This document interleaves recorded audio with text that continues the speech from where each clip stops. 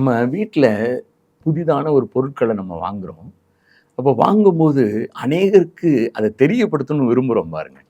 புதுசாக ஒரு பொருள் ஒரு ஃப்ரிட்ஜ் வாங்கிட்டாலோ, ஒரு வாஷிங் மிஷின் வாங்கிட்டாலோ, சில சில சமயங்கள் நான் பார்த்துருக்குறேன். பெண்கள் டக்குன்னு ஒரு ட்ரெஸ்ஸு பிள்ளைகளுக்கு எடுத்தா, ஒரு பக்கத்தில் இருக்க ஒரு 4, 5 பேரை கூப்பிட்டு கூப்பிட்டு அந்த ட்ரெஸ்ஸை காமிக்கிறது நான் பார்த்துருக்குறேன். நீங்களும் என்ன செய்யணும்னா, இயேசு கிறிஸ்துவ ஏற்றுக்கொண்ட நீங்க அவரை குறித்து ஒரு 4 பேருக்கு நீங்க சொல்றதுக்கு பிரயாசப்படுறீங்களா?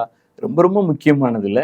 ஒருவேளை நமக்கு இயேசுவ தெரிந்திருக்கிறது, ரட்சிக்கப்பட்டிருக்கிறோம்னா, அந்த ரட்சிப்பை மற்றவர்களும் பெற்றுக்கொள்ளணும்னு நம்ம விரும்பி, இயேசுவ மற்றவங்களுக்கு கூப்பிட்டு கூப்பிட்டு காட்டணுங்க நம்மளும். இயேசு எப்படிப்பட்டவரும் காட்டணும். நான் எப்படி இயேசுவால் ஆசீர்வதிக்கப்பட்டேன்னு சொல்லணும். சின்ன சின்ன காரியங்களையும் நம்ம இயேசுவை குறித்து சொல்லுகிறதற்கு அந்த விஷயங்களை நம்ம மாற்றிக்கொள்ளணும். நல்ல கவனிங்க.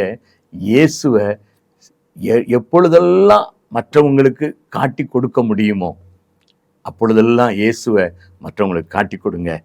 கர்த்தர் தாமே உங்களை ஆசீர்வதிப்பாராக.